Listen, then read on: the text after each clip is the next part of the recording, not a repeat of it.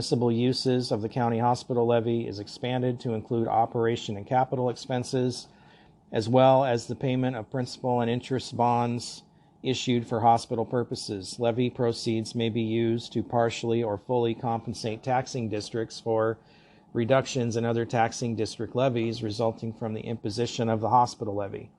A future initial increase in a county's general expense levy for hospital purposes is exempt from the 1% revenue limit. The changes in this bill are applicable for taxes levied for collection in 2025 and thereafter. So they want to basically get rid of the limit that we voted on for property tax.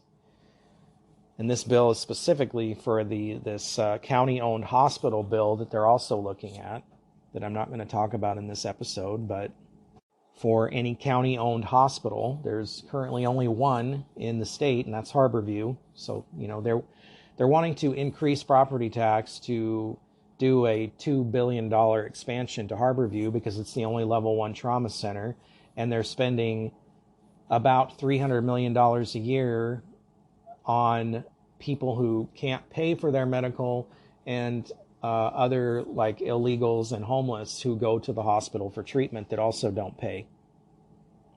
$300 million. They run that hospital the same way they run their city, and it just doesn't work. That's why they're looking at all these humongous deficits in Seattle budget right now. At the end of the day, a hospital is a business, and you can't run a business like that. And private hospitals don't run that way, so why should their hospital be any different? And the rest of us in the state should not pay the price for that, because you open the door to raising the limit on property tax, then you're opening the door to them raising it all the time for anything they want. That would be a cash cow for the state. The people already said no to property tax increases. They need to stop coming at us trying to get us to repeal that. Now they're trying to appeal to people because it's a hospital. Well, that's where it'll start. Guaranteed, it won't end there. SB 5444, firearms sensitive locations. The following locations would be added to the list of designated places at which it is a gross misdemeanor for any person to enter while knowingly possessing a firearm or a weapon. Public libraries, zoos or aquariums, the premises of a city's, towns, countries, or other municipalities, neighborhood, community, or regional park facilities at which children and youth are likely to be present, and at which appropriate signage has been posted notifying the public that weapons are not permitted. Transit stations or transit facilities, including all passenger facilities, structures, stops, shelters, bus zones, and other properties owned, leased, held by, or used by transit authority for the purpose of providing public transportation services. State or local public buildings, where state or public building means a building or a part of a building owned, leased, held, or used by the government entity of a city, town, county, or other municipality, or by the state of Washington, if state or local public employees are regularly present for the purpose of performing their official duties, and not regularly used and not intended to be used by state or local employees as a place of residence. These prohibitions do not apply to individuals who maintain a valid concealed carry license or correctional personnel. As used in the bill, state or local public buildings do not include Washington State ferries, terminal buildings, and holding lanes of Department of Transportation safety rest areas. The prohibitions related to zoos and aquariums do not apply to employees of zoos, aquariums, or animal sanctuaries while engaged in their employment if the weapon is owned by the facility and maintained for the purpose of protecting its employees, animals, or the visiting public. Cities, towns, counties, or other municipalities must designate the park facilities within its boundaries where children are likely to be present and post appropriate signage at reasonable intervals on the perimeter of the facility's premises to notify the public that weapons are prohibited. Facilities at which children are likely to be present include, but are not limited to, facilities that have playgrounds, sports fields, swimming or wading pools, teen or community centers, and skate parks. These are just more gun laws to make sure you can't protect yourself when you're out and about. You're going to ride public transit in Seattle without having a weapon to protect yourself? Have you been on public transit in Seattle before? It's dangerous. A lot of these parks in these big cities are dangerous. We have the right to protect ourselves. And yes, if you have a concealed carry, you're exempt from this, surprisingly, shockingly, actually, which, that is good. But this is ridiculous. All these buildings, all these locations, all these pieces of property, basically you won't be able to go anywhere outside with a gun if you're a law-abiding citizen. This law is making criminals out of law-abiding citizens because criminals aren't going to follow these rules. We already know this.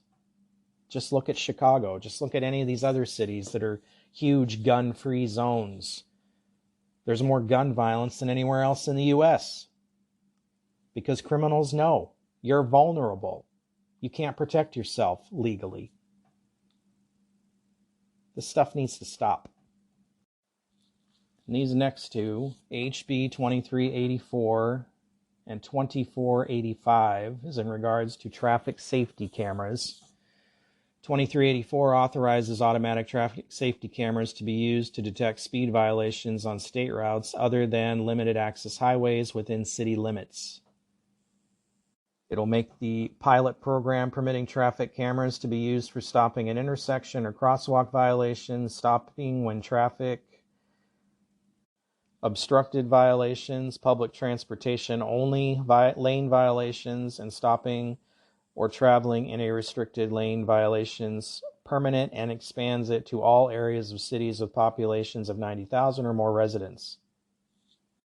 And HB 2485 authorizes the Washington State Department of Transportation to develop a traffic camera pilot program to test the use of 2 to 3 traffic cameras on state highways to evaluate the technology used, determine the impact on speeding behavior in areas of testing, and compile public responses to the use of traffic cameras on highways. It prohibits the issuance of traffic infractions captured by pilot program traffic cameras.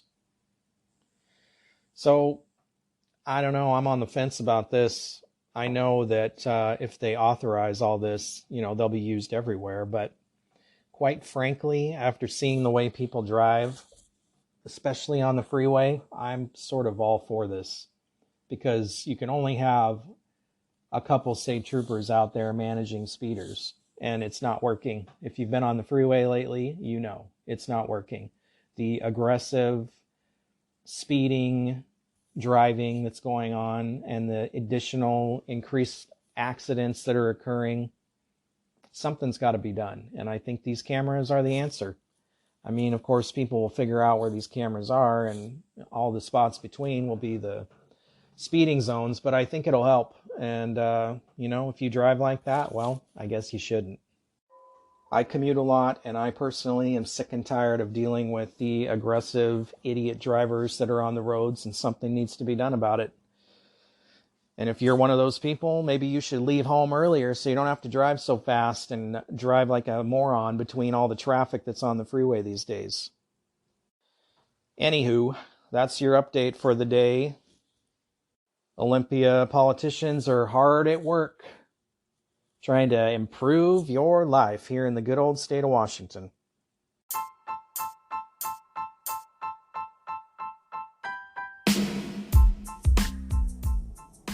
Thanks for listening to Left Coast News.